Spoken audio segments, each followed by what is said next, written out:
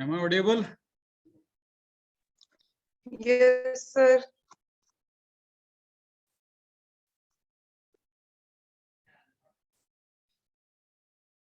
Please mention your roll numbers in the chat box.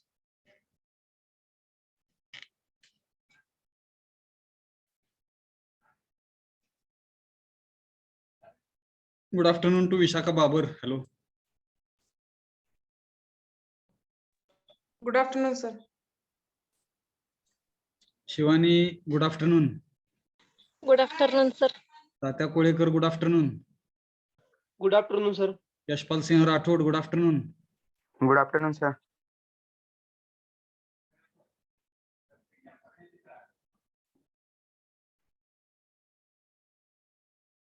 Tayyab Maneri, good afternoon.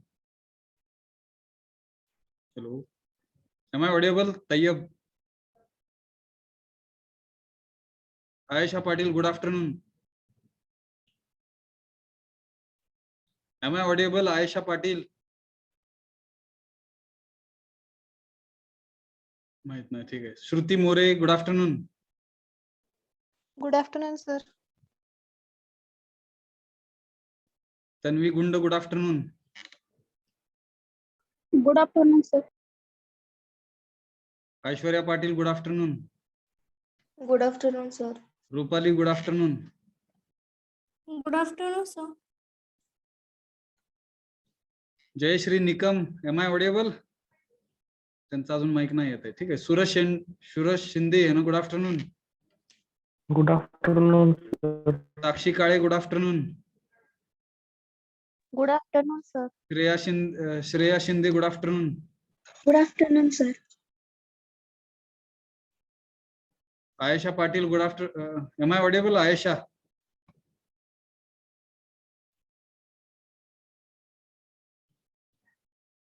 Trupti Kale, good afternoon.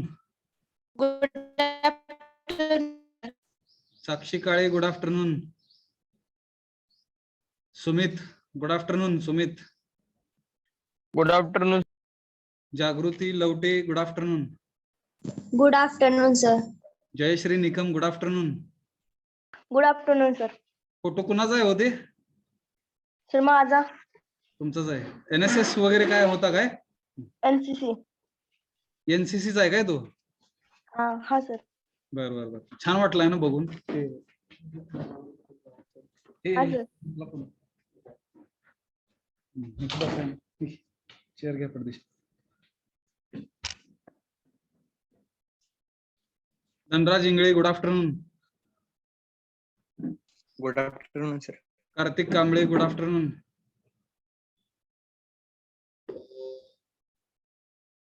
Pandurang Kengar, good afternoon. Pandurang तो काय?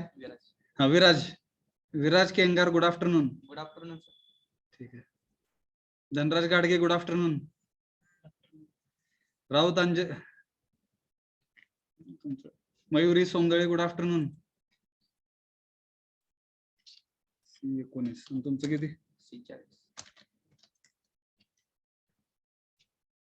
Please mention your roll numbers in the chat box.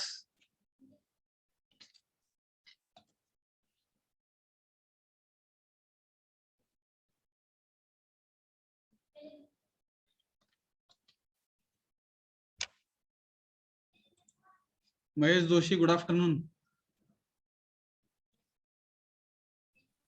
Good afternoon.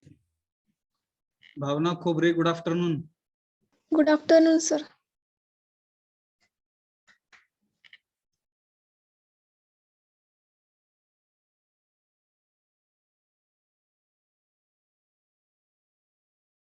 Vaishnavi, good afternoon.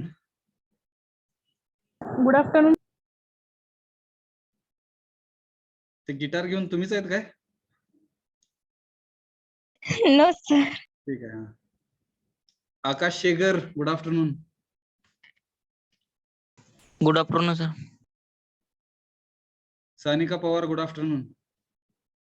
Good afternoon, sir. Kailas, good afternoon. Kailas Savale. Good afternoon, sir. Suraj Shinde, good afternoon. Good afternoon. Srushti, good afternoon. Hello.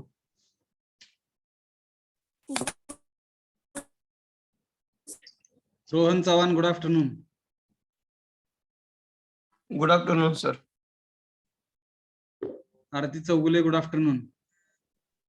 Good afternoon sir. कोण राहिलं का बघा ना. Sakshi Kale, good afternoon. Good afternoon sir.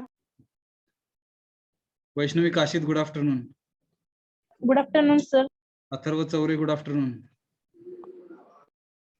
Good afternoon sir. Sandhya Chandanshive, good afternoon. Good afternoon sir. कोण miss झालं का बघा ना. Jagruti Lavate, good afternoon. Dhanraj Ingale, good afternoon.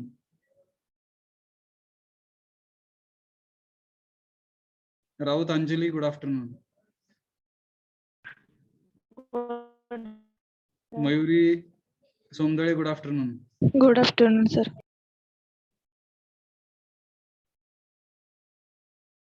समाधान Godse, good afternoon.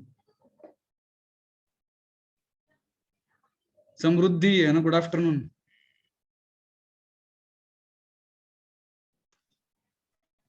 Let us start. Yes sir. I hope everyone has mentioned roll numbers in the chat box. Have you mentioned? Yes sir. Yes, sir. ठीक आहे. So dimensions of human order आहे ना. In last session we tried to understand what are the dimensions of human order आहे ना. मानवी व्यवस्थेचे पैलू आहे ना. मला वाटतं हिंदीमध्ये आयाम म्हणतात त्याला आहे ना. पैलूला, डायमेन्शनला. मानवी व्यवस्थेचे काय पैलू आहेत, आयाम आहेत आहे ना. सिस्टम्स कुठल्या कुठल्या आहेत आहे ना. ह्युमन ऑर्डर्स मध्ये, मानवी व्यवस्थेमध्ये सिस्टम्स कुठल्या कुठल्या आहेत. एज्युकेशन, संस्कार, this is the first dimension आहे. Health, self regulation, this is the second dimension. Third dimension is production work. Fourth dimension is justice preservation and fifth dimension is exchange storage.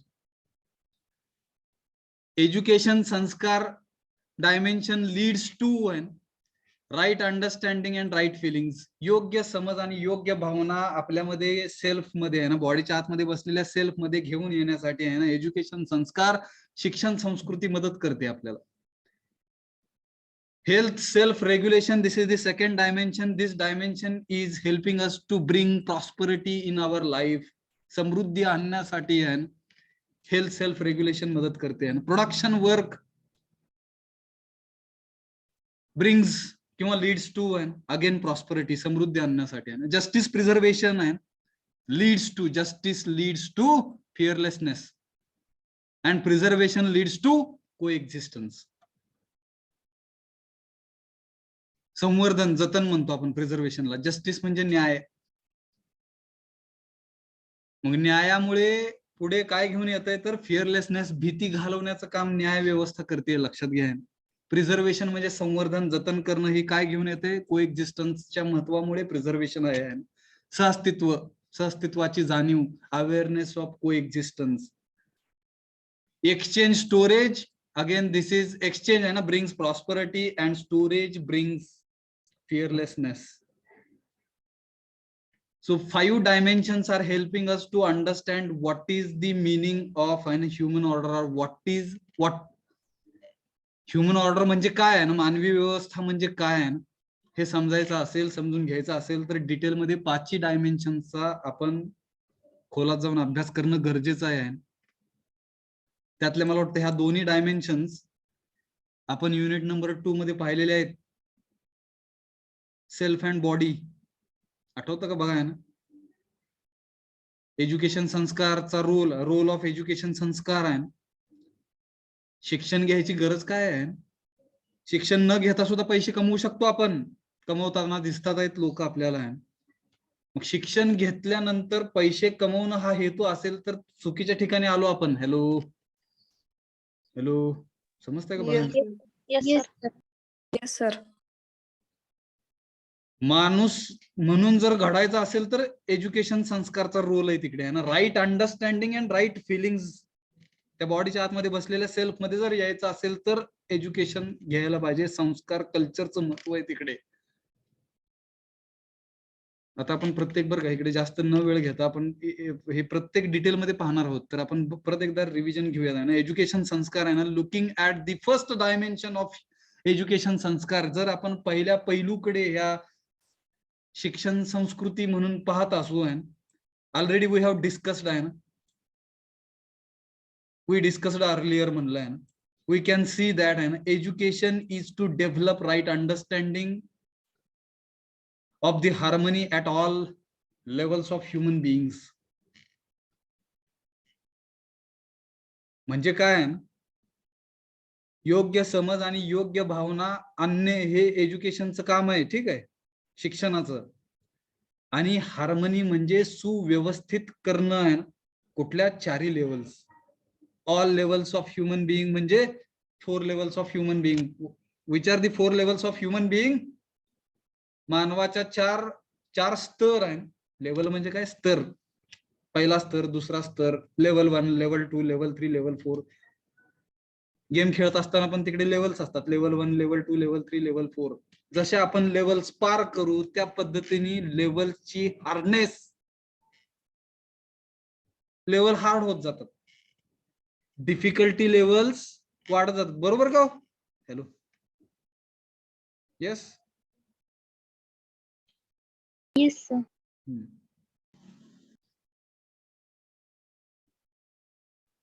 त्या पद्धतीने education is to develop right understanding and for the of the harmony at all the levels of human being. चारी levels, individual, family, society and nature. आणि हे कुठून कुठे? From self to the entire existence. From self म्हणजे स्वतःपासून, entire existence म्हणजे परत 4 level दिलेले आहेत. Individual, family, society and nature or existence. What is in reality and that is in existence. जे वास्तवात आहे त्याला अस्तित्व आहे. हॅलो, समजतंय का? बघा, Yes, sir. ज्याचं वास्तवच नाहीये ना, काय चुकलं आहे ना, जे ज्याचं वास्तवच नाहीये, जे रियालिटी मध्येच नाहीये, त्याचं अस्तित्वच नाहीये, मग भ्यायचं काय कारण आहे? येतं का लक्षात? बघा, फिअरलेसनेस. समाजाचं स्वप्न जर पाहत असो आपण, कुठल्या डिव्हिजनला बरं का, आज मॉर्निंग कुठली होती लक्षात नाही आता, हे काय बघा ना, एक मॅथमॅटिकली आहे लिहिण्याचा प्रयत्न करतोय UHV माध्यमातून. तुम्हाला सांगितलंय का? बघा, सांगितलं असेल तर, रिपीट होत असेल तर माफ करा ना. Trust is inversely proportional to fear. सांगितलंय का?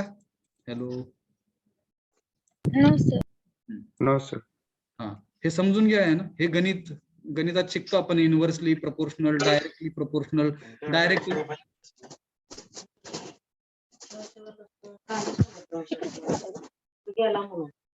शुभम गाजरे, शुभम गाजरे,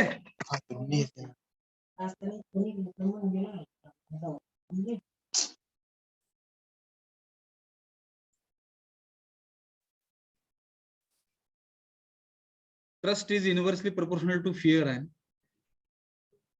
म्हणजे काय बघा,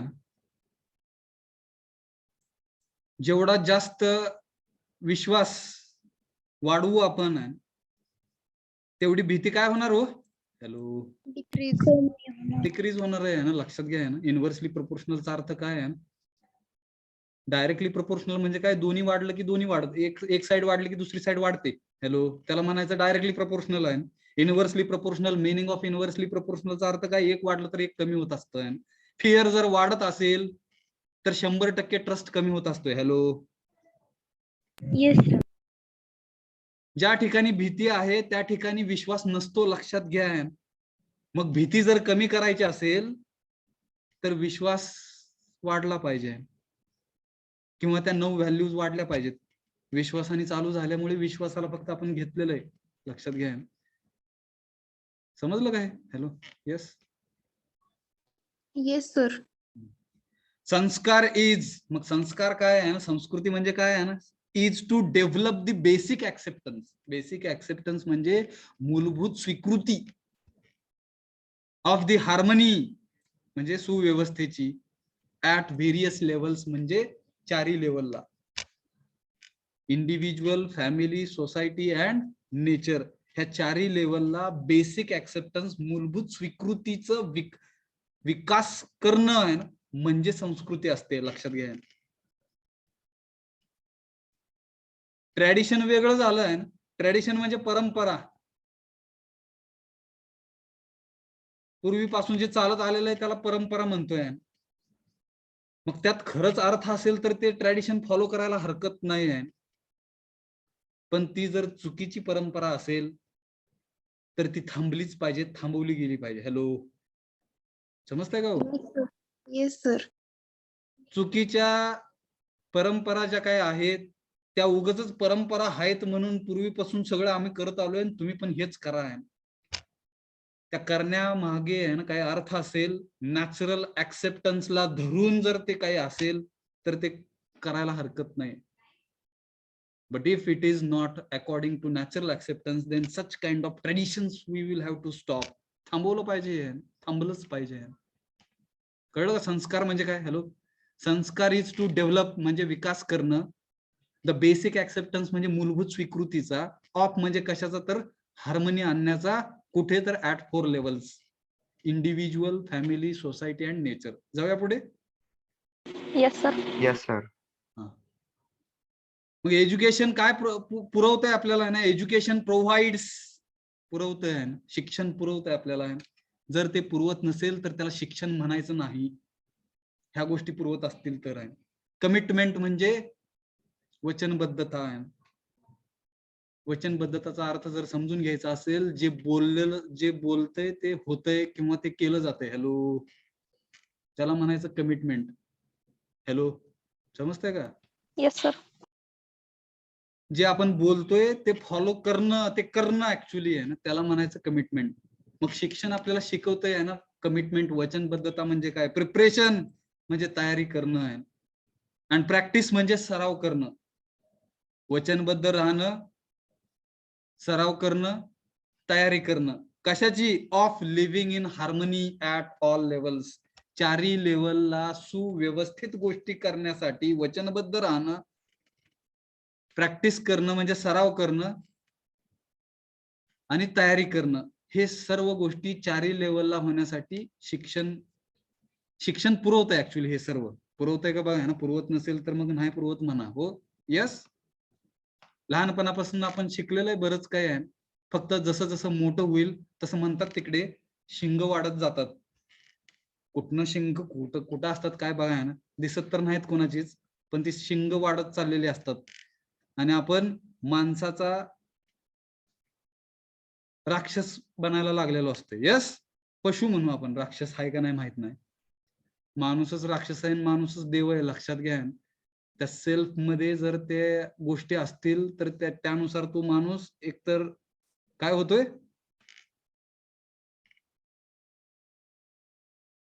माणूस होतोय किंवा मग राक्षस नाही आहे. इकडे दुसरं काय म्हणतो? पशु. पशु. हा, पशु आहे. ऍनिमल होतोय बघा. समजतंय का? Yes. Yes, sir. Yes. Preparation includes. मग प्रिपरेशन काय बघा ना, कशाचं प्रिपरेशन आहे? Preparation includes learning the skills and technology. तयारी मध्ये काय समाविष्ट केलं गेलेलं आहे? इन्क्लुड्स म्हणजे समाविष्ट करणे, प्रिपरेशन म्हणजे तयारी. तयारीमध्ये काय काय येतं? मग लर्निंग दी स्किल्स, जे 4 वर्षामध्ये इंजिनिअरिंग मध्ये तुम्ही सगळ्या कौशल्य शिकणार आहात ते म्हणजे लर्निंग दी स्किल्स. आणि टेक्नॉलॉजी म्हणजे तंत्रज्ञान. कशासाठी आहे? For living in harmony. सुव्यवस्थित जगण्यासाठी आहे. लर्निंग दी स्किल्स म्हणजे कौशल्य शिकणं, आणि टेक्नॉलॉजी म्हणजे तंत्रज्ञान. ते म्हणजेच प्रिपरेशन आहे. तयारी जर कशाची करायची असेल तर ह्या गोष्टींची तयारी केली गेली पाहिजे असं सांगितलं इकडे. आवर लिव्हिंग इज, बघा ना, आपलं जगणं हे काय आहे ना, इज अन एक्सप्रेशन म्हणजे प्रकट करणे ऑफ आवर संस्कार आहे. आपलं जे जगणं आहे ते जगणं म्हणजे ऍक्च्युली आपली संस्कृती आहे. येतं का लक्षात? Hello, yes. Yes, sir. मग फार शॉर्ट मध्ये काय काय समजलं बघा ना. एज्युकेशन संस्कार मधून education developing right understanding and right feelings, योग्य समजेचा विकास करणं आणि योग्य भावना काय आहेत हे समजून घेणं, त्यांचा विकास करणं म्हणजे एज्युकेशन आहे. आणि संस्कार काय तर ती कमिटमेंट आहे, वचनबद्ध असणं आहे, प्रिपरेशन म्हणजे तयारी करणं आहे, practicing for right living. Right living म्हणजे योग्य प्रकारे जगणं, आणि ते जगणं म्हणजेच ऍक्च्युली संस्कार आहेत. पण त्याला वेगवेगळ्या गोष्टी जोडल्या जातात आणि हे आमची संस्कृती असं सांगितलं जाते. बरोबर का हो? हॅलो. संस्कृती म्हणजे काय आहे? राईट वेनं जगणं, योग्य पद्धतीनं जगवणं म्हणजे संस्कृती, लक्षात घ्या. जाऊया पुढे. Hello. Yes, sir. Development of competence. Development म्हणजे विकास, ऑफ म्हणजे कशाचा तर कॉम्पिटन्सचा, क्षमतांचा विकास करणं आहे. To live with definite human conduct. To live म्हणजे जगणं, विथ म्हणजे बरोबर च्यासह, डेफिनाइट म्हणजे निश्चित, ह्युमन कॉन्डक्ट म्हणजे मानवी व्यवहार.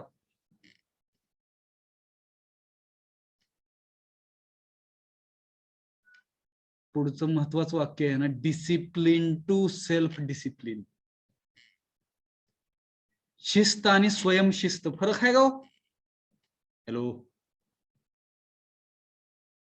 हॅलो. Yes, sir. डिसिप्लिन शब्दामध्ये आणि सेल्फ डिसिप्लिन शब्दामध्ये, दोन्ही शब्दांमध्ये फरक आहे का? Yes, Yes, sir. sir. Discipline म्हणजे शिस्त झाली, ती आहे दुसऱ्यांनी लावलेली असं म्हणूया आपण, आणि सेल्फ डिसिप्लिन म्हणजे स्वतःला शिस्त लावलेली, बॉडीच्या आतमध्ये बसलेला जो सेल्फ आहे त्याला शिस्त लावली गेली पाहिजे, लक्षात घ्या.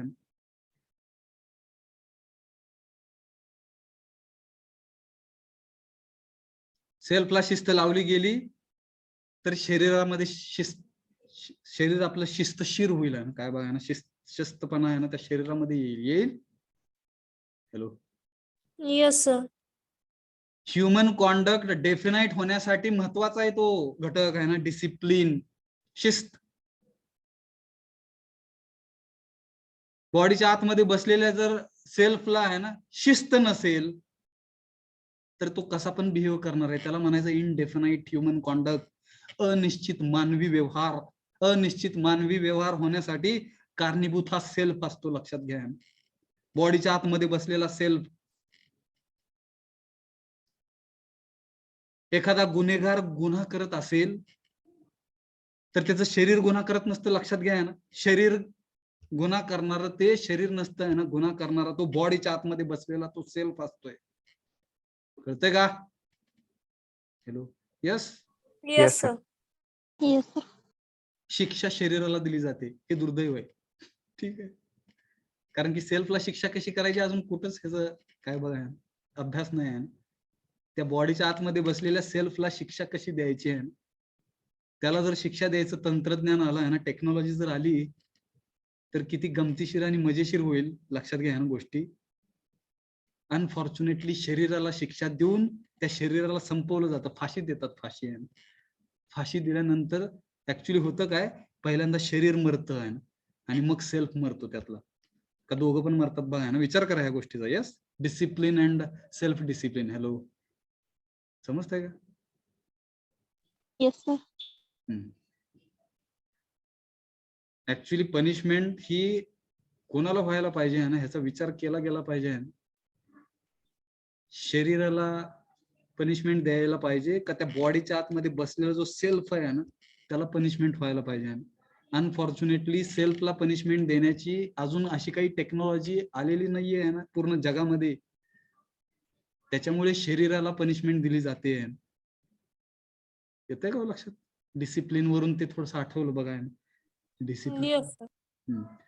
शिस्त आणि स्वयंशिस्त. स्वयंशिस्त म्हणजे सेल्फला दिलेली शिस्त येते. Discipline is required to self.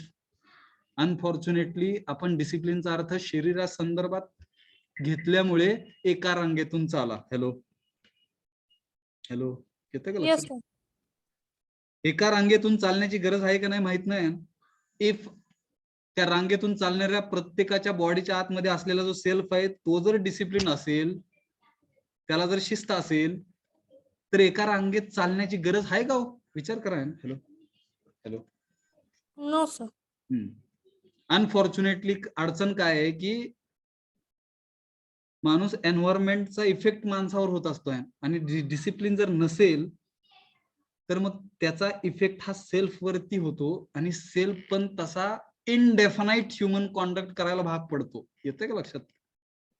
अनिश्चित मानवी व्यवहार करायला सेल्फ जागा होतो आहे, असं म्हणलं तरी चुकेल असं वाटत नाही मला.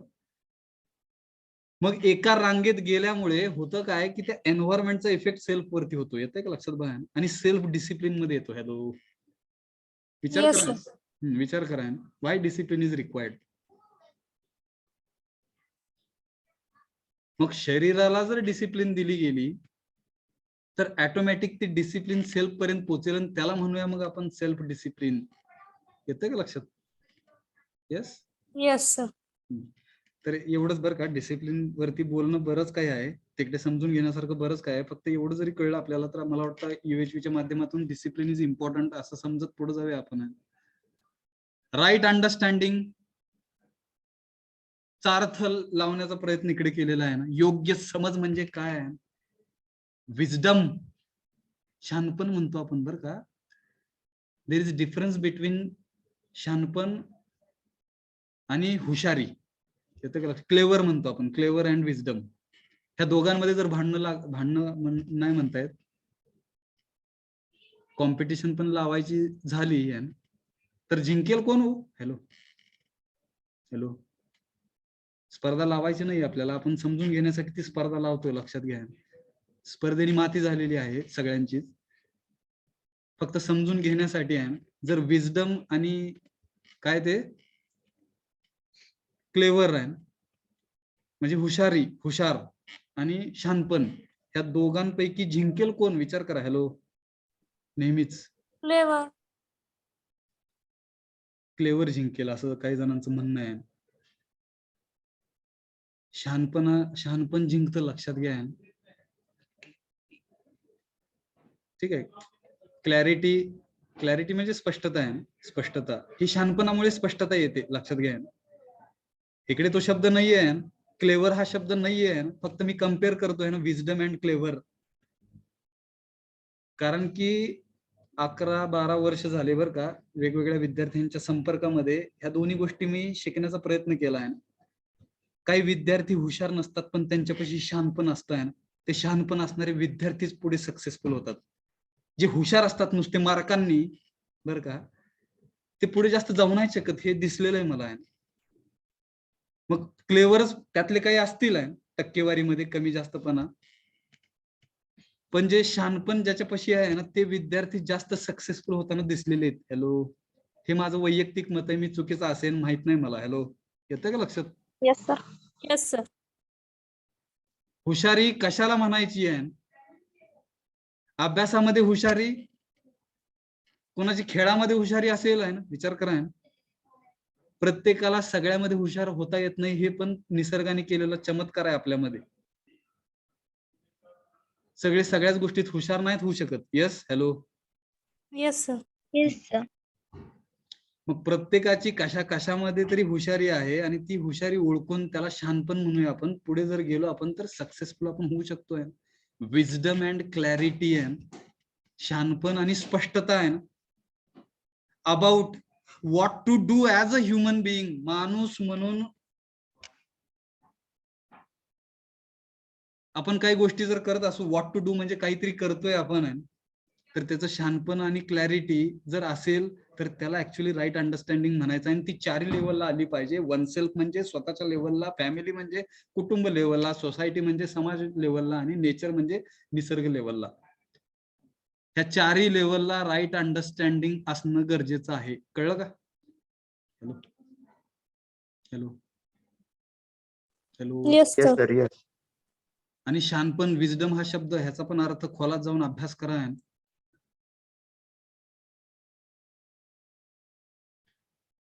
लय शहाणा आहे म्हणणं बरं का, आणि शहाणपण असणं त्या व्यक्तीपाशी, ह्या दोन्ही गोष्टी वेगळ्या आहेत. ह्याचा पण अभ्यास करा. ठीक आहे, मी जातोय पुढच्या पॉइंट कडे. राईट फिलिंग्स, योग्य भावना. काय होतं बघा, the capacity to live in relationship.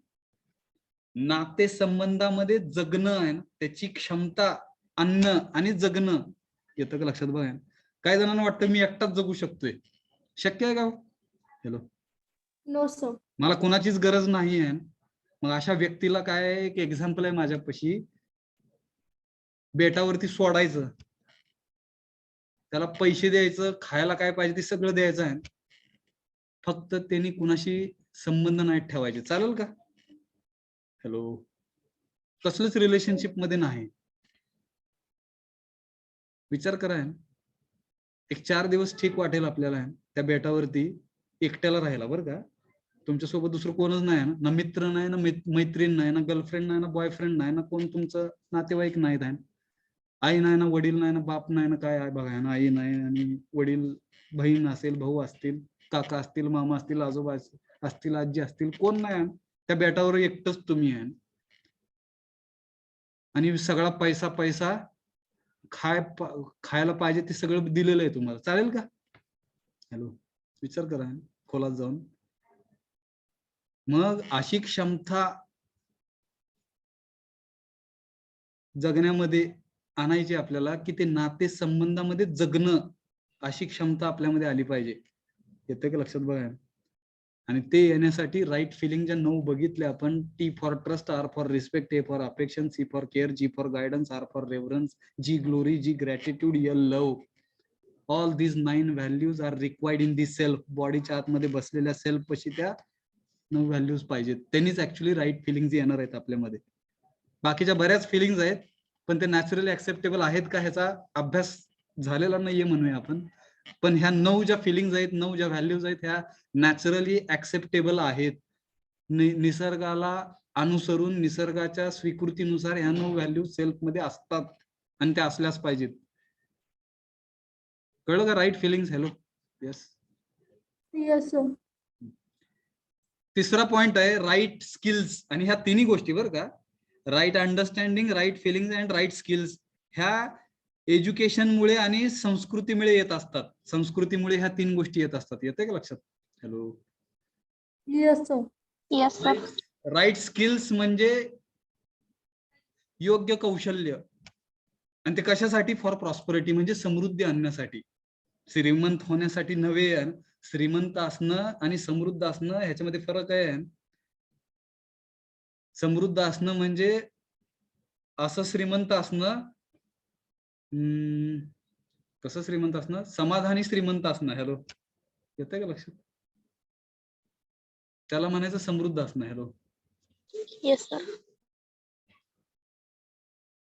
आता श्रीमंती ही पैशात असते का त्या माणसात असते का त्या बॉडीत असते? त्या बॉडीच्या आतमध्ये बसलेल्या सेल्फ मध्ये असते. ही श्रीमंती कुठे असते ह्याचा शोध कुणीतरी लावला पाहिजे. यस, त्याचा पण विचार करा बरं का. मग राईट स्किल्स येण्यासाठी the capacity to identify the need of physical facility, भौतिक सुविधांची गरज ओळखणं आणि त्यांची क्षमता, कॅपॅसिटी आपल्यामध्ये ती क्षमता असली पाहिजे. मग योग्य स्किल्स घेत असताना, योग्य कौशल्य मिळवत असताना आपल्यामध्ये ती ॲबिलिटी, आपल्यामध्ये ती क्षमता आली पाहिजे की मला फिजिकल फॅसिलिटीज किती लागणार आहेत, त्यांची गरज किती आहे माझ्यासाठी हे ओळखता येणं आणि ही क्षमता येणं, हे राईट स्किल्सनी आपल्याला येणार आहे. आणि त्याच्यासाठी राईट अंडरस्टँडिंग आणि राईट फिलिंग्स पाहिजेत. आलं का लक्षात? Hello, hello, Yes, sir. Yes sir. Skills म्हणजे कौशल्य अँड प्रॅक्टिस म्हणजे सराव for sustainable production or of आहे ते more than what is required आहे. More than what is required म्हणजे आवश्यक, मोर दॅन म्हणजे त्याच्यापेक्षा जास्त आहे. म्हणजे आपल्यापाशी जर फिजिकल फॅसिलिटीज नसतील आणि भौतिक सुविधा माझ्यापाशी नसतील तर मी विचार काय केला पाहिजे, हाऊ आय कॅन प्रोड्यूस, मी निर्माण कशा करू शकेन भौतिक सुविधा, ह्याच्यासाठी स्किल्स मग माझ्यापाशी काय आहे, माझ्यापाशी असे काय कौशल्य असले पाहिजेत so that I can I can achieve, I can get आहे ना फिजिकल फॅसिलिटीज, भौतिक सुविधा मिळवण्यासाठी स्किल्स गरजेचे आहेत. आणि ते सस्टेनेबल प्रोडक्शन असलं पाहिजे. सस्टेनेबल म्हणजे सायक्लिक प्रोसेस मध्ये आहे. आपण काहीतरी निर्माण करतोय आणि ते निर्माण केलेलं पृथ्वीवरून कधीच गायब नाही होऊ शकत. असल्या निर्माण करण्याला अर्थ काय आहे का हो? वापस त्या पृथ्वीमध्ये ते गेलं पाहिजे. त्याला म्हणतो आपण सायक्लिक प्रोसेस. त्याचं बेस्ट एक्झाम्पल म्हणजे प्लास्टिक हे 2 टाईपचे असतात, एक डिग्रेडेबल आणि non degradable. Yes, hello. Yes, sir. Yes, sir. Plastic जर डिग्रेडेबल असेल तर काय हरकत नाही आहे, तसलं निर्माण करायला काहीच प्रॉब्लेम नाही आहे. पण ते जर नॉन डिग्रेडेबल असेल तर मग अडचण आहे. म्हणजे सस्टेनेबल प्रोडक्शन जर करायचं असेल, अशा काही गोष्टींचं उत्पादन म्हणू आपण किंवा निर्मिती म्हणू आपण करायचे असेल, तर ते कसं केलं पाहिजे? सस्टेनेबल असलं पाहिजे. रिसायक्लिंग प्रोसेसनी ते वापस नेचरकडे जाणार असलं पाहिजे. समजतं का बघा? तशा टाईपचे कौशल्य आपल्यामध्ये यायला पाहिजेत. द फिलिंग ऑफ प्रॉस्पेरिटी ही पण यायला पाहिजे. आणि ही कशाने येणार आहे?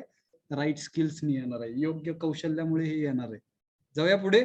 इकडे पहिलं डायमेन्शन संपलं आपलं. हॅलो, एज्युकेशन संस्कार. कळलं का पहिलं डायमेन्शन काय? अडचण, doubt? Hello hello hello. Yes, sir. पहिलं जे डायमेन्शन आहे कशाचं? ह्युमन ऑर्डरचं, मानवी व्यवस्थेचं पहिलं डायमेन्शन कळलं का हो? एज्युकेशन संस्कार. Hello, Yes, sir. जाऊया का सेकंड डायमेन्शन कडे?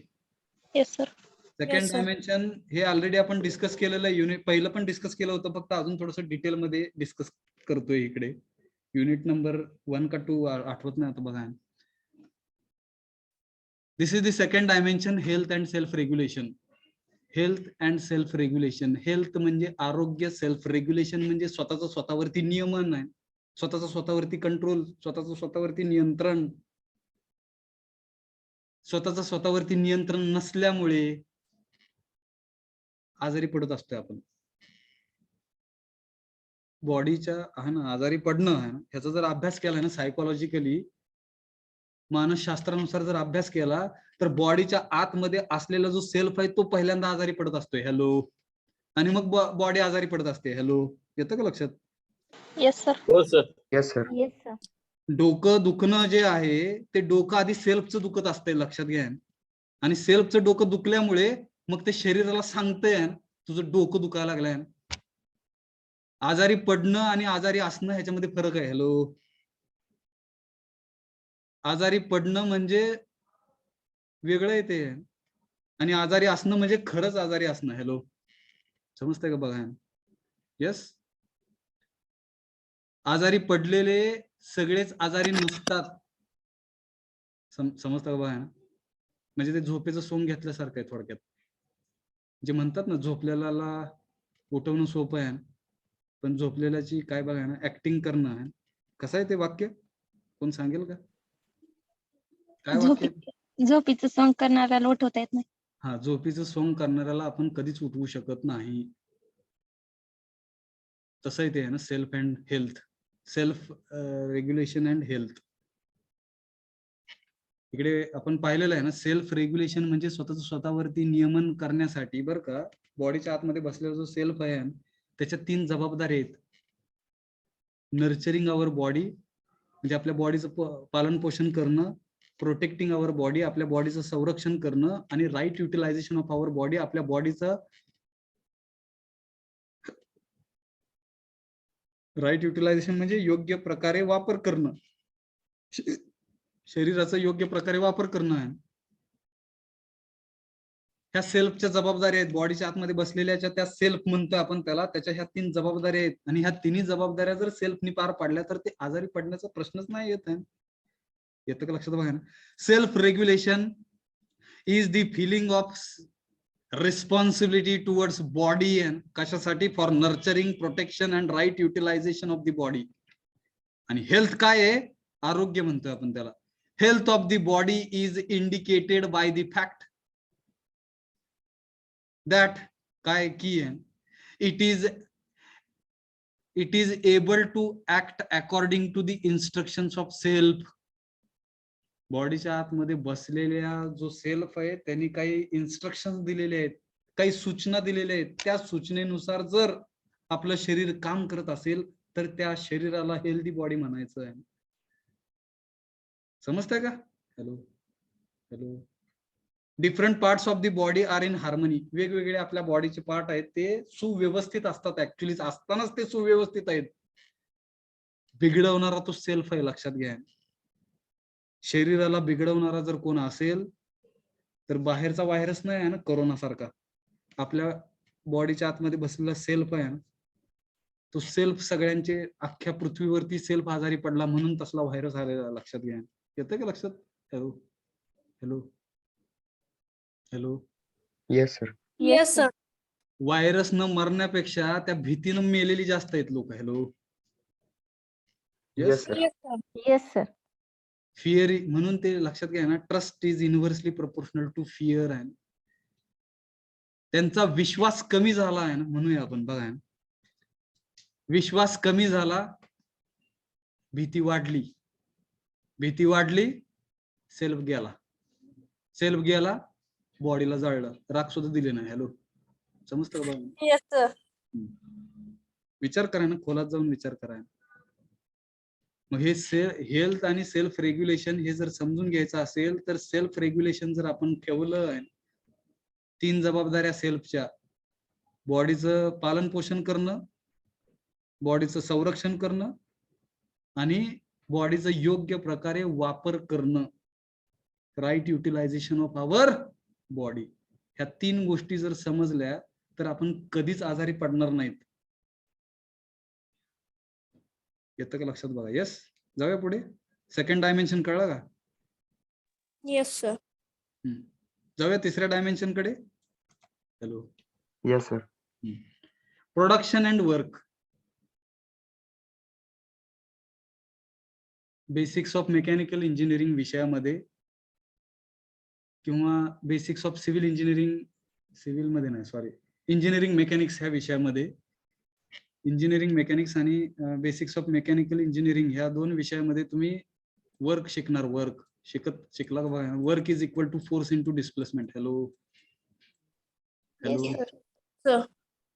एखादा जर ऑब्जेक्ट असेल, ह्या ऑब्जेक्टला लावलेला जो काही फोर्स आहे, एफ म्हणतो आपण, बल, ताकद, शक्ती. काय बघा, शक्ती वेगळं झालं. शक्ती म्हणजे पॉवर, शक्ती म्हणजे पॉवर आहे. पॉवर आणि वर्क मध्ये फरक आहे. कपॅसिटी टू डू वर्क म्हणजे काय? एनर्जी. Hello hello. लेक्चर चालू Yes, आहे. sir.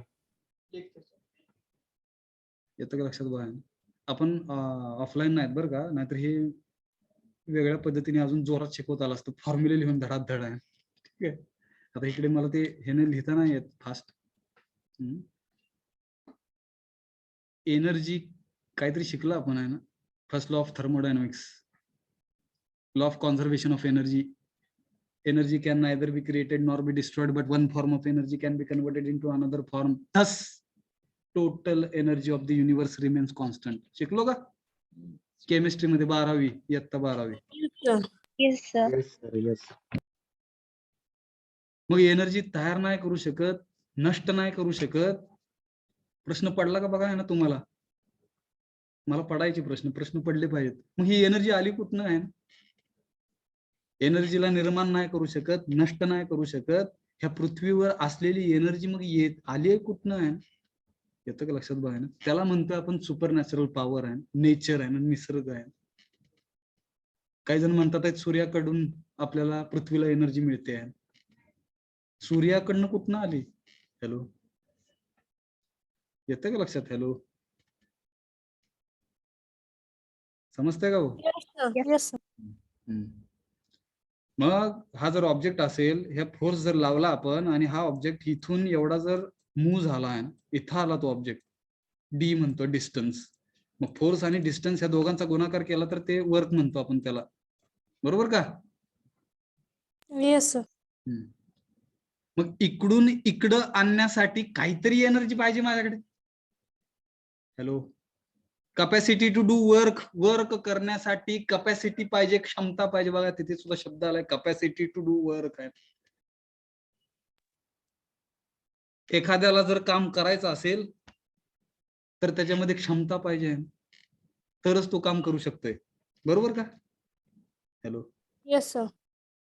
क्षमताच नसेल आहे, काम करण्याची क्षमताच नसेल म्हणजे काय, एनर्जीच नसेल तर काम होऊ नाही शकत.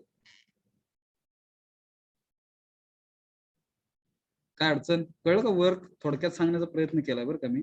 आपल्याकडे 15 मिनिट राहिलेत, last 14-15 minute, 10-15. Yes, work. Yes sir. काय अडचण, डाऊट? पॉवर शक्ती म्हणतो आपण त्याला. काय फरक आहे फक्त समजून घेतोय बरं का आपण. Power is equal to work upon time असतंय, माहिती आहे का बाय? P is equal to W upon time. काम करण्यासाठी जर कमी वेळ लागला तर पॉवर असा अर्थ आहे. आपण म्हणतोय, म्हणतोय, विचार कधी केला का बघा ना, एखादा माणूस पॉवरफुल आहे असं म्हणतो आपण. काय अर्थ झाला ऍक्च्युली? Hello hello. कमी वेळेमध्ये जर तो व्यक्ती जास्त काम करत असेल तर तो पॉवरफुल व्यक्ती असतो. हॅलो.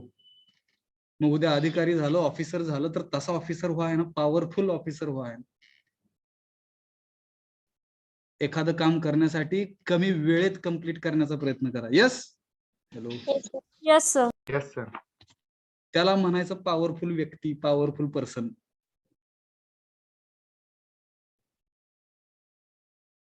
माणसामध्ये पॉवर नसते, लक्षात घ्या. त्या पोस्टला पॉवर असते, त्या खुर्चीला पॉवर असते. फक्त त्या खुर्चीवर बसल्यानंतर आपल्याला असं वाटायला लागतं की मलाच माझ्यातनच पॉवर आली. येतंय का लक्षात? हॅलो. खुर्ची चेंज झाली की सगळं गेलं, पॉवर गेली. हॅलो. Yes, sir. सस्पेंड केलं गेलं की सगळं गेलं. मग कोण ओळखत नसतंय परत, घरातले सुद्धा ओळखत नसते. समजतंय का? Yes, sir. ते समजून घ्या. तर वर्क कळलं का बाळा? आता इकडे आहे ना, युनिव्हर्सल ह्युमन व्हॅल्यूच्या भाषेतून नाही ना वर्क कसं समजून घेणार आहेत आपण ते पाहूया. हे थोडस इंजिनिअरिंगच्या भाषेमध्ये सांगण्याचा प्रयत्न केला.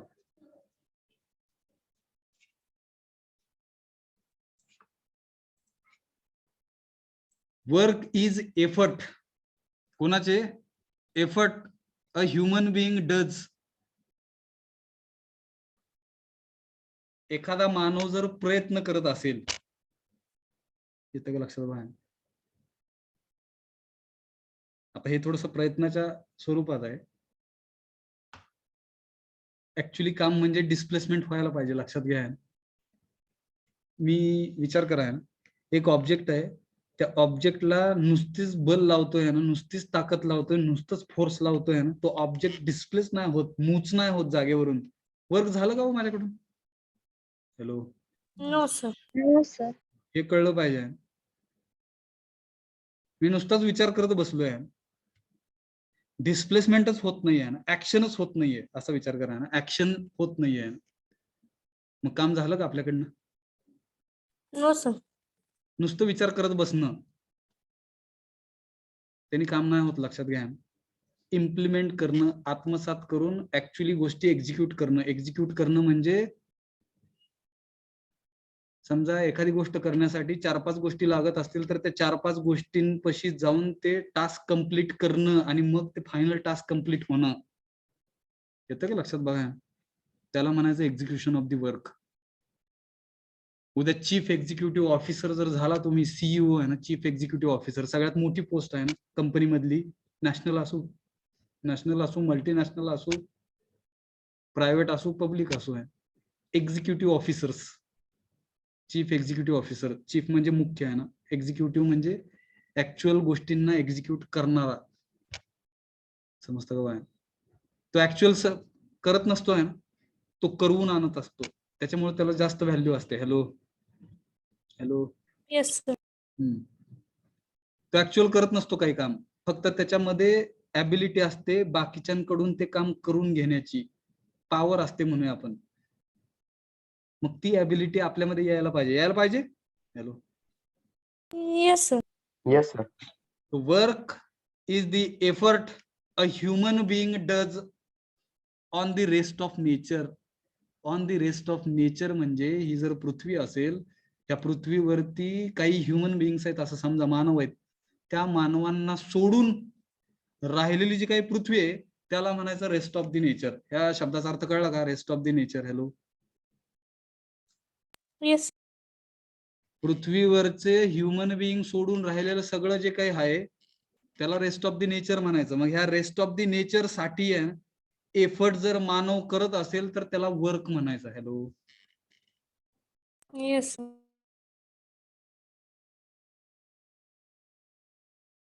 आणि प्रोडक्शन काय आहे? प्रोडक्शन म्हणजे निर्मिती, निर्माण करणं, उत्पादन करणं. Is the physical facility obtain from the work. जे काही एफर्ट्स केलेले, जे काही काम केलेलं आहे त्या कामाचा मोबदला म्हणून आपल्याला फिजिकल फॅसिलिटीज मिळत असतात. Hello hello. Yes, sir. पण आजकाल भ्रम म्हणा, समज म्हणा असा झालाय की मी काय न काम करता मला मिळलं पाहिजे फिजिकल फॅसिलिटी. शक्य आहे का? No, sir. पण त्याचाच सगळे विचार करतात आहे. Without doing any work we are considering assuming I should get physical facilities. भौतिक सुविधा मला मिळल्या पाहिजेत. मग ते जर कशाने मिळतील? प्रोडक्शनने मिळणार आहे. म्हणजे अशी एक प्रोसेस आहे ना. Production is the process which is helping us if we will be doing certain kind of work. In the form of that work we are getting physical facilities. आपण काहीतरी काम केलेलं आहे म्हणून आपल्याला त्याचा काही मोबदला मिळतोय, त्याला फिजिकल फॅसिलिटीज म्हणूया आपण. मग तशा प्रकारची प्रोसेस, तशा प्रकारचं प्रोडक्शन झालं पाहिजे. बरोबर का? Hello, Yes, sir. Yes, sir. समजतं का? बघा, there are two important issues related to production and work. मग ह्या दोन्ही शब्दांचा दोघांचा अर्थ एकमेकांना जोडून असल्यामुळे हे दोन्ही शब्द एकत्रित आलेत, प्रोडक्शन अँड वर्क. मग अशी पण वरती बघितलं असेल तुम्ही, हेल्थ अँड सेल्फ रेग्युलेशन आहे.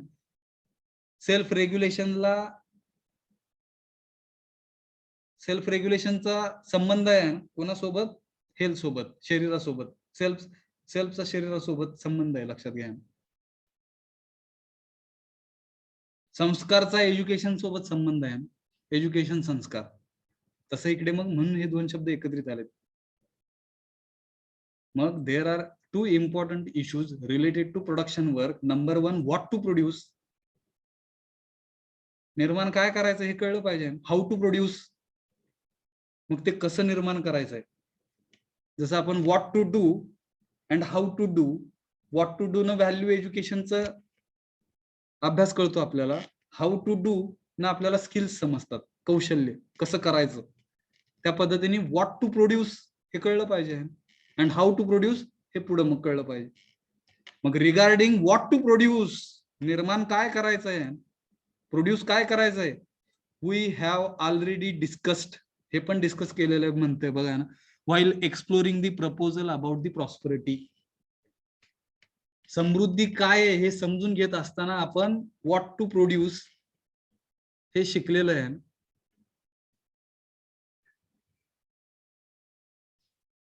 येतंय का लक्षात? काय आठवतं बघा.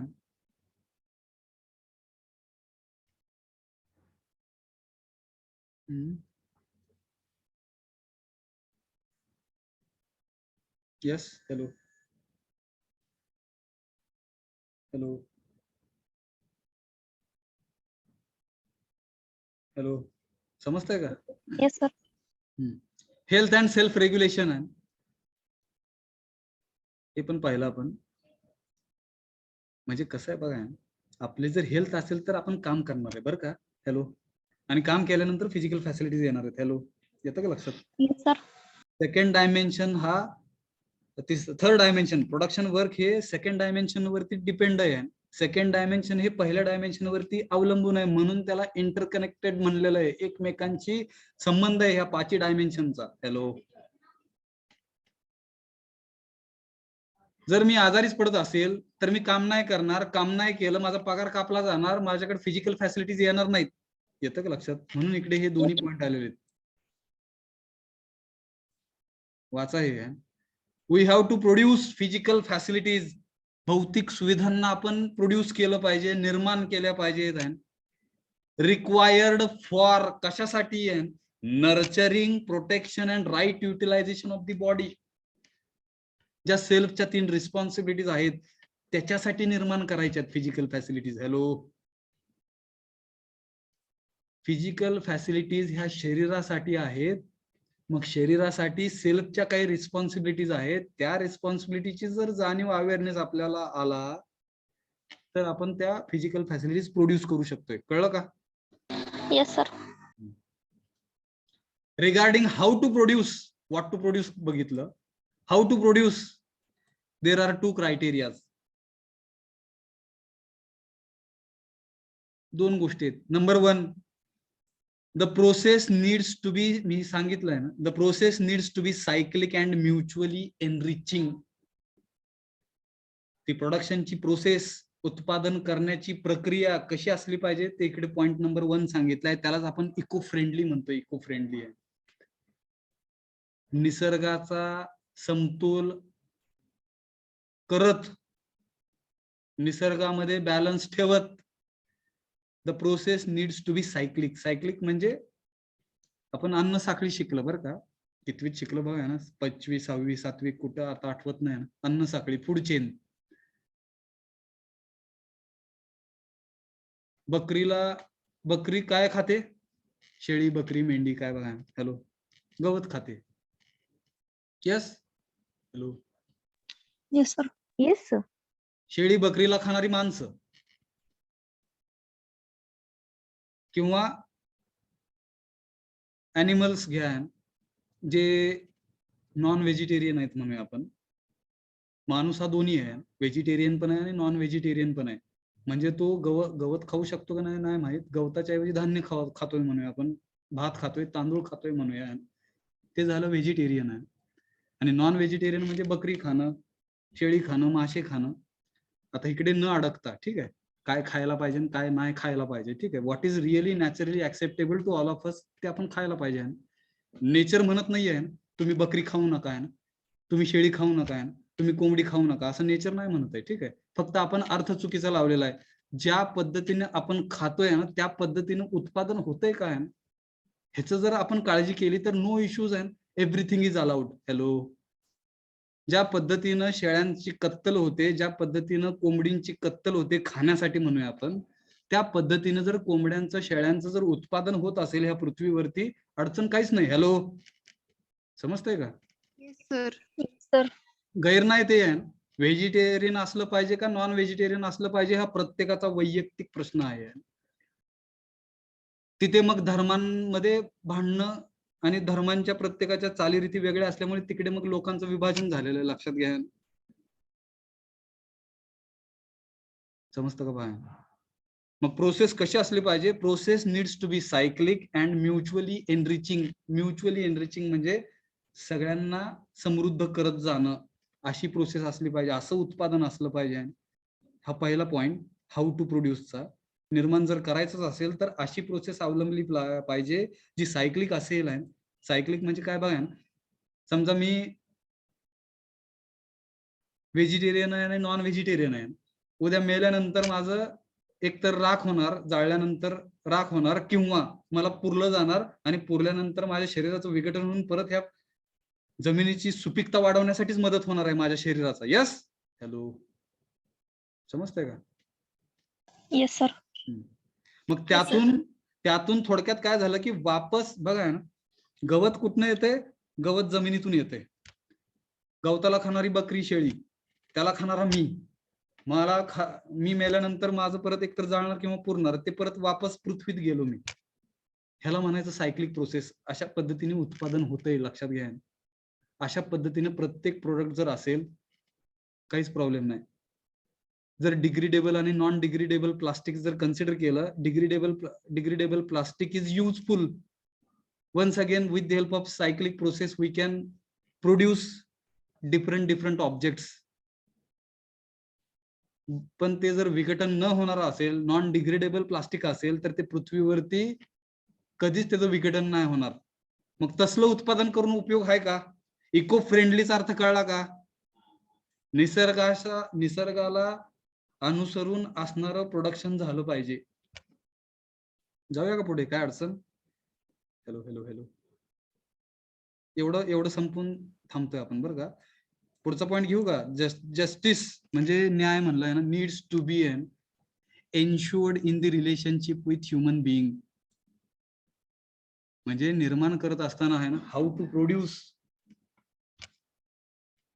उत्पादन करत असताना न्याय होत असणारच ते उत्पादन असलं पाहिजे. त्यांनी खात्री केली पाहिजे नातेसंबंध तुटणार नाहीत, मानवी नातेसंबंध जे काय आहेत ते तुटणार नाहीत. त्यालाच म्हणलंय मग पीपल फ्रेंडली, इको फ्रेंडली. ह्या दोन गोष्टींना जर कन्सिडर करून जर समथिंग आहे ना, if really you are producing something by doing certain kind of work, it is allowed, it is according to natural acceptance. जाऊया पुढे. हॅलो. Yes sir. इथे तेच सांगितलंय, फास्ट वाचतो मी. Production process is cyclic when the resources are utilised in the process आहे ना, return to their original state. वापस जर त्या स्टेट मध्ये जात असेल आहे, आपल्याला घडवणारा, आपल्याला जन्म देणारा हा निसर्ग आहे, लक्षात घ्या. निसर्गामुळे आपला जन्म होतोय, फक्त तो कुणाच्या माध्यमातून होतोय? आई वडिलांच्या माध्यमातून होतोय. यस. हॅलो. पण ती निसर्गामध्ये किमया आहे, लक्षात घ्या ना. निसर्गामध्ये ती ऍबिलिटी आहे, म्हणून ते प्रोड्यूस, रिप्रोड्यूस करणं हे निसर्गाचा गुणधर्म आहे. येतं का लक्षात? हॅलो. Yes sir. काय म्हणलो आहे ना, in the due course of their life cycle. प्रत्येकाची काहीतरी लाईफ सायकल आहे. भविष्यामध्ये सूर्याला आपण म्हणतोय सूर्य पण कधी ना कधी नष्ट होणार आहे. माहित नाही आपल्याला किती वर्षांनी नष्ट होईल, एक्झॅक्ट आपल्याकडे तारीख नाहीये. पृथ्वी पण नष्ट होणार आहे, माहित नाही आपल्याला. फक्त आपण जेवढं शक्य आहे तेवढं आपण मरणार आहे म्हणून आजच मरा, चुकीचं आहे. यस. हॅलो. समजतं का? बघा. Yes sir. जगलं पाहिजे आहे ना. अडचण कशी आहे ना, मरणं सोपं आहे ना, जगणं अवघड आहे ना, त्याच्यामुळे प्रॉब्लेम आहे. पण ते जगणं जर चॅलेंज म्हणून घेतलं तर आपण जगू व्यवस्थित. Yes. Hello. Yes, sir. In the absence of being in tune with आहे ना नॅचरल प्रोसेस, नैसर्गिक प्रक्रियेनुसार जर सर्व काही होत असेल तर काहीच प्रॉब्लेम नाही. मग असे सांगितलं मी, what we see ultimately is आहे ना रिसोर्स डिप्लिशन अँड पोल्युशन. जर चुकीच्या पद्धतीने जर आपण प्रोडक्शन करत असू तर आपण दोन गोष्टींना तिकडे मुकणार आहे म्हणूया आपण. नंबर 1 म्हणजे रिसोर्सेस, संसाधन म्हणतोय आपण त्याला, आणि दुसरं म्हणजे पोल्युशन. हे आणण्यासाठी आज बरं का ह्या पृथ्वीवरती संसाधनांना कमी करणारा आणि पोल्युशन करणारा कुठला प्राणी आहे? हॅलो. हॅलो. Human being. मनुष्य प्राणी. आज सिंह असेल, वाघ असेल, जंगलामधले कुठले पण प्राणी घ्या, कुठल्या पण वनस्पती घ्या, ह्या पोल्युशन करतात काय? किंवा ह्या संसाधनांना संपवण्याचा प्रयत्न करतात आहेत काय? संपवणारा जर कोण असेल तर तो फक्त ह्युमन बिईंग आहे, मानव आहे. तो रिसोर्सेसचं डिप्लिशन करतोय. संसाधनांना संपवणारा तो आहे, पोल्युशन करणारा पण तो आहे ना, प्रदूषण करणारा पण तोच आहे. म्हणून सेल्फचा अवेअरनेस असणं गरजेचं आहे. रिसोर्स डिप्लिशनचा अर्थ छान पद्धतीने दिलेला आहे, समजून घेऊया. रिसोर्स डिप्लिशन म्हणजे संसाधन संपवणं आहे. ओझोनच्या लेअर बद्दल बोललो का आपण? हॅलो. यस. लेक्चर मध्ये ओझोन म्हणजे काय हो? केमिकली O3, O2 म्हणजे ऑक्सिजन. आज आपल्या लॅब मध्ये O3 आपण बनवू नाही शकत आहे, आणि बनवला तरी तो वातावरणामध्ये त्या पर्टिक्युलर डिस्टन्सला ठेवू नाही शकत आहे. निसर्गाने बनवलेलं आहे बघा ना, O3, ओझोन लेअर म्हणतो आपण, आणि त्यातून सूर्यकिरण फिल्टर होऊन आपल्याला मिळतात आहेत, आणि ते आपल्याला जगवतात आहेत. जर तो ओझोन लेअर गायब झाला तर काय होईल? हॅलो. सगळ्यात पहिल्यांदा कोण मरल? ह्युमन बिईंग मरतील, माणसं मरतील, माणसं आहे, मग झाडं, आणि मग ही प्राणी मरतील. सगळ्यात पहिल्यांदा माणूस मरेल. मग आज एवढी प्रगत झालंय तरी पण आपल्याला O3 बनवता नाही येत.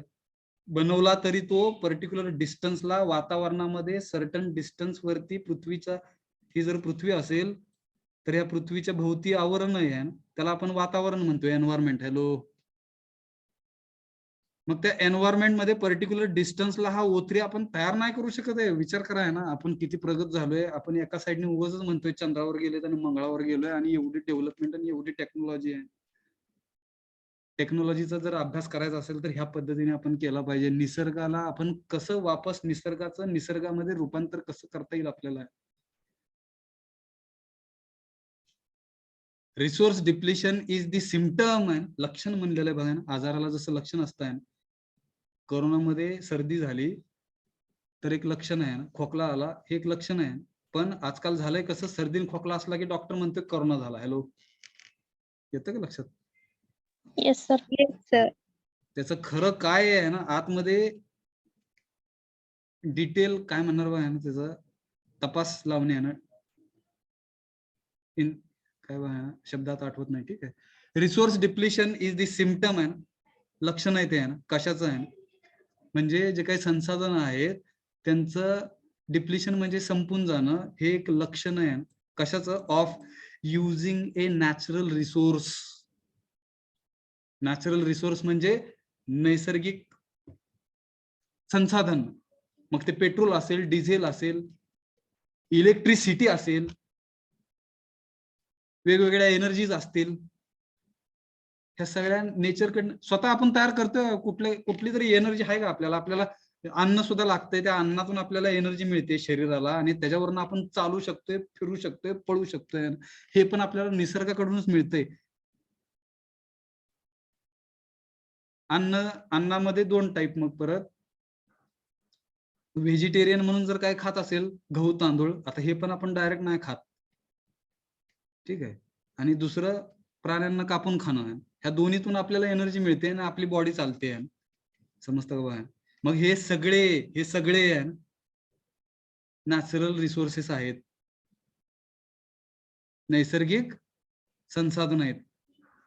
अडचण काय बघा, नॅचरल रिसोर्सेस ऍट रेट, त्यांचा काहीतरी रेट आहे, पृथ्वीमधून उत्पादन होण्याचा काहीतरी रेट आहे, which is greater than the rate at which it is produced in the nature. निसर्ग काय करतोय? निसर्ग उत्पादन करतोय. हा एक रेट आहे. निसर्गाकडून उत्पादन होण्याचा एक रेट आहे आणि निसर्गाकडून उत्पादन झालेल्या गोष्टींना संपवण्याचा एक रेट आहे ह्युमन बिईंग कडून. रेट कुठला जास्त आहे? चलो, निसर्गाकडून उत्पन्न होण्याचा एक रेट आहे, काहीतरी कालावधी लागतो निसर्गाला. आज दगडी कोळसा बऱ्याच वर्षानंतर बरीच गावं भूकंपामध्ये गेल्यामुळे बरीच काय बघा ना, ते शिकला तुम्ही, जमिनीखाली गाडली गेली आणि तो कोळसा म्हणून आज आपण बाहेर काढतोय, पेट्रोल म्हणून बाहेर काढतोय, डिझेल म्हणून बाहेर काढतोय. उद्या हेच तयार होण्यासाठी पृथ्वीला किती वर्ष लागलेले, हे ह्याचा रेट बघा किती आहे. पृथ्वी तयार होण्यासाठी किती रेट लागलेला आहे ह्याचा अभ्यास करा बरं का. म्हणजे पृथ्वीकडून उत्पादन होणाऱ्या ज्या काही नॅचरल रिसोर्सेस आहेत ह्यांना किती टाइम लागतोय आणि ह्युमन ह्या रिसोर्सेसना संपवण्यासाठी किती टाइम लागतोय, कुठला टाइम जास्त आहे? हॅलो हॅलो हॅलो, समजतंय का? निसर्गाकडून उत्पन्न झालेल्या गोष्टींना माणसाकडून संपवण्याचा कालावधी हा जास्त आहे, निसर्गाकडून उत्पन्न होण्याचा कालावधी कमी आहे. हे समजून घेण्यासाठी एक छोटस एक्झाम्पल. आईच्या गर्भातून बाळ तयार होण्यासाठी 9 महिने लागतात. Hello, yes sir. संपवण्यासाठी किती वेळ लागतो? विचार करा ह्या गोष्टीचा. त्यातून मग तुम्ही समजून घ्या ना रिसोर्स डिप्लिशन काय आहे. निसर्गाकडून निर्माण झालेल्या गोष्टींना नष्ट करण्यासाठी कमी वेळ लागतोय, पण निसर्गाकडून निर्मिती होत असताना जास्त कालावधी लागतोय. मग रिसोर्स डिप्लिशन होण्याचं सिम्पटम, हे लक्षण आहे, कारण आहे. काय कारण आहे? ह्युमन बिईंग कडून वापरल्या जाणाऱ्या नॅचरल रिसोर्सेस आहेत ते फास्ट संपवले जातात, निसर्गाकडून उत्पन्न होण्याचा रेट कमी आहे. Hello, yes sir. समजतं का बाय? त्याला म्हणायचं रिसोर्स डिप्लिशन. तुम्ही सुद्धा एक रिसोर्स आहात. मी सुद्धा एक रिसोर्स आहे. ह्युमन रिसोर्स शब्द ऐकला का? हॅलो, HR म्हणतात. MBA झाल्यानंतर जे कंपन्यांमध्ये कॅन्डिडेट्सना सिलेक्ट करण्यासाठी माणसं असतात त्यांना HR म्हणतात, ह्युमन रिसोर्स. आपण त्यांना HR म्हणतो. तुम्ही काही विद्यार्थ्यांच्या इंटरव्ह्यू मध्ये ऐकलं असेल HR इंटरव्ह्यू. HR इंटरव्ह्यू म्हणजे तो ह्युमन रिसोर्सनी घेतलेला इंटरव्ह्यू असतो. तुम्ही रिसोर्स असता, त्या कंपनीसाठी तुम्ही रिसोर्स असता. कळतंय का? बघा, हॅलो हॅलो, येस. इकडे एक्झाम्पल दिलेलं आहे, एक एक्झाम्पल रिसोर्स डिप्लिशनचं एक्झाम्पल समजून घ्या ना. इफ वी यूज फॉरेस्ट, जर आपण अभयारण्य असतील, काही मोठे वन असतील, फॉरेस्ट म्हणजे वन आहे, जर ते आपण वापरत असू ह्युमन बिईंग म्हणून, ऍट द रेट ग्रेटर म्हणजे जास्त रेटने आपण वापरतोय दॅन च्या पेक्षा the rate at which it is produced in the nature, निसर्गाकडून निर्मिती होणाऱ्या जे काही आहेत हे फॉरेस्ट, हे निर्माण होण्यासाठी आज एक झाड लावल्यानंतर 10 ते 15 वर्षांनी ते झाड मोठं होतं. बरोबर का? Hello hello, yes. Yes, sir. पण ते कापण्यासाठी आणि वापर करण्यासाठी किती वेळ लागतो विचार करा. मग अडचण काय आहे की जेवढं उत्पादन होतंय ना पृथ्वीवर, ते पृथ्वीकडून त्याच्यापेक्षा जास्त माणूस वापरायला लागलाय ते नॅचरल रिसोर्सेस. त्याच्यामुळे तिकडे तुटवडा किंवा डिप्लिशन व्हायला लागलंय नैसर्गिक संसाधनांचं. कळलं का? कळलं का? हॅलो. Yes, sir. सिमिलरली आहे ना, त्याच पद्धतीनं पोल्युशन म्हणजे प्रदूषण आहे, indicates that we are producing something which does not return to a cycle in a nature. निसर्गामध्ये वापस जात नाहीये ते. आज ज्या काही गाड्या वापरतोय, धुराडे, कार्बन मोनॉक्साईड वगैरे तुम्ही शिकता तिकडे, बरं आपण सगळे शिकतोय. कार्बन मोनॉक्साईड, कार्बन डायऑक्साईड, जे काही वेगवेगळे त्या गाडीतून बाहेर पडणारे आहेत ना, का तर पेट्रोल आणि डिझेल यांचं कम्प्लीट कंबशन होत नाही. कंबशन चॅप्टर शिकला का केमिस्ट्रीमध्ये? हॅलो. Yes, sir. ह्या सेमिस्टरला आहे का पुढच्या सेमिस्टरला आहे? Next semester. Next semester. पुढच्या सेमिस्टरला शिका. मग 12वी पर्यंत जर कुठे शिकला असेल तर बघा ना, लाकडाचं कम्प्लीट कंबशन नाही होत म्हणून लाकूड जाळण्यावरती बॅन आलेलं आहे. पेट्रोल डिझेल ह्यांचं पण कम्प्लीट कंबशन होत नाही. त्यातल्या त्यात पेट्रोलचं थोडंसं जास्त कम्प्लीट कंबशन होतं, जास्त म्हणण्यापेक्षा ऍज कम्पेअर्ड टू डिझेल आहे. डिझेलचं पण कम्प्लीट कंबशन होत नाही म्हणून त्याची किंमत कमी आहे, लक्षात घ्या. पेट्रोलची किंमत जास्त काय तर कम्प्लीट कंबशन होण्याची ॲबिलिटी आहे त्या मटेरियल मध्ये. पण असं होत असताना काही वायू निर्माण होतात आहेत, ज्याला कार्बन मोनॉक्साईड म्हणतोय आपण. मग हा कार्बन मोनॉक्साईड जो निर्माण झालेला आहे, त्या कार्बन मोनॉक्साईडला वापस आपण पृथ्वीला देऊ शकतोय का हो? कन्वर्ट करू नाही शकत आहे, लक्षात घ्या. मग त्याच्यासाठी पोल्युशनला पण कारणीभूत आपणच आहेत. समजलं का? समजलं का? Hello hello. जास्त वेळ होत चालला. Yes, sir. प्लास्टिकचं उदाहरण मी दिलेलंच आहे. डिग्रेडेबल आणि नॉन डिग्रेडेबल. हजारो वर्षापासून ते पृथ्वीवरती प्लास्टिक जर असंच बनत राहिलं तर भविष्यामध्ये किती गोष्टी अवघड होतील. ह्या प्लास्टिकला कुठेतरी दुसऱ्या ग्रहावरती नेऊन टाकायला लागेल. येतं का लक्षात? विचार करा मोठ्या लेवलला. मग डिग्रेडेबल आणि नॉन डिग्रेडेबल प्लास्टिक निर्माण करणं, ह्या दोन्ही मधलं डिग्रेडेबल प्लास्टिक निर्माण करणं it is naturally acceptable. Non degradable plastic we should not suppose to produce. कळलं का? थांबतोय आपण इकडे, जस्टिस पर्यंत आलो. जस्टिस प्रिझर्वेशन समजलं का हो? काय अडचण, डाऊट? No sir. हा विषय 250 मार्काला आहे. परत एकदा मी सांगतोय, रिपीट करतोय. कुठल्या जर तुम्हाला MPSC UPSC साठी जायचं असेल तर त्याच्यामध्ये सर्व ह्या विषयामध्ये सर्व गोष्टी कव्हर झालेल्या आहेत. ऍज अन इंजिनियर म्हणून जर तुम्हाला प्रायव्हेट, पब्लिक आणि गव्हर्नमेंट सेक्टरमध्ये जर घुसायचं असेल, ऍज ऑफिसर म्हणून व्हायचं असेल तर ह्या विषयाचा चांगला अभ्यास करा. एवढंच सांगत we are stopping today's session here itself. Let us stop. Yes, sir.